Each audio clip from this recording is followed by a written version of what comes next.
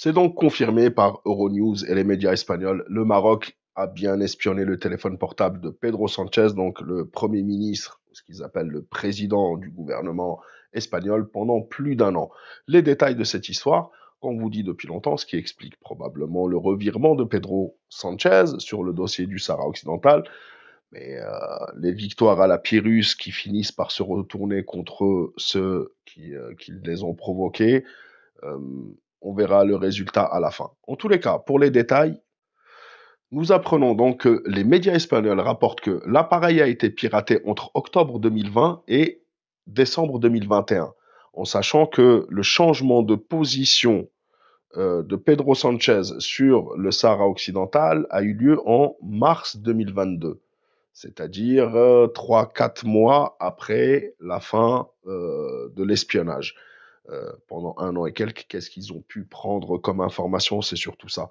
Au total, Rabat a eu accès aux communications du président pendant 14 mois. Pendant 14 mois, à chaque fois qu'il appelait quelqu'un, à chaque fois qu'il communiquait par SMS, par mail, par messagerie instantanée, les services de renseignement marocains, avec l'aide de l'entité, lisaient, écoutaient, entendaient et voyaient tout ce qu'il faisait. Et ça peut expliquer des choses.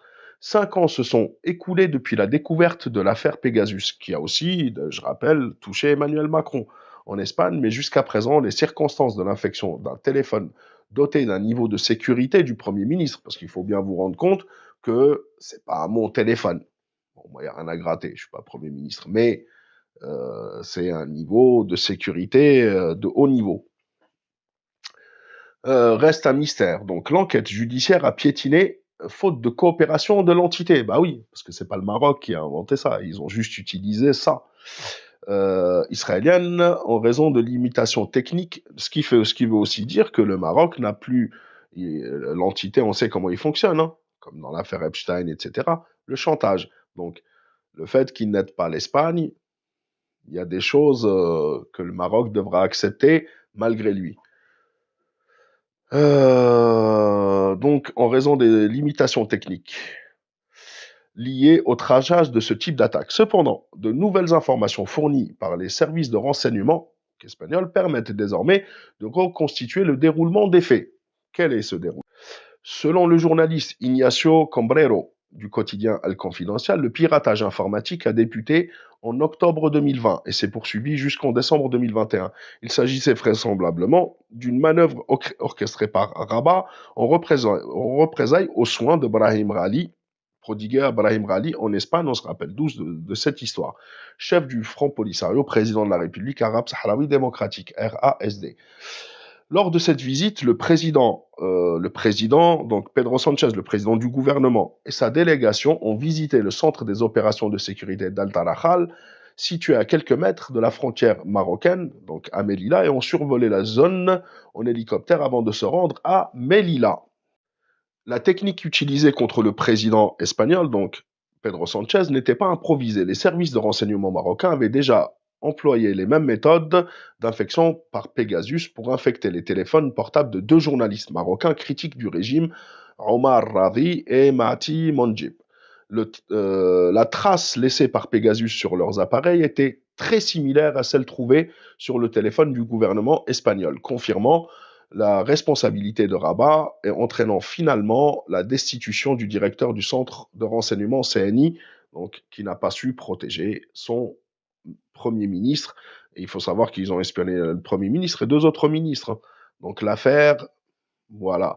Voilà les États voyous. Et après, certains osent parler de l'Algérie. L'Algérie ne fait pas ce genre de choses. Abonnez-vous à ma chaîne Artisan Malik.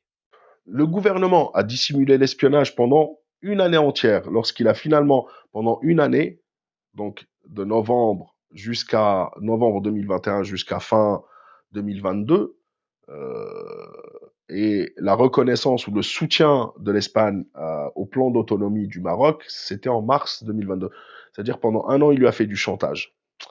Lorsqu'il a finalement été révélé au public, l'enquête judiciaire a à peine progressé. Bah oui, Israël, donc l'entité, n'a jamais coopéré avec les autorités espagnoles, ce qui explique peut-être aussi le comportement de l'Espagne lors de ces dernières années par rapport à l'entité. avec les uns, et l'extrême difficulté technique de retracer le parcours du Pegasus qui ne laisse quasiment aucune trace a rendu impossible de déterminer précisément quelles informations avaient été dérobées. On s'imagine quel genre d'informations. Donc voilà, les méthodes de voyous du Marsan marocain, de Mohamed VI, qui ont permis peut-être, sur un court délai, d'obtenir quelques gains. Mais au final, qu'en restera-t-il? Aujourd'hui, le Maroc est assis à la table du Front Polisario et est en train de négocier avec lui. Et ça n'a absolument rien changé. Ça ne changera rien, je vous l'assure. Je le pense. Après, c'est au peuple sahraoui de décider de son propre avenir et donc de s'autodéterminer.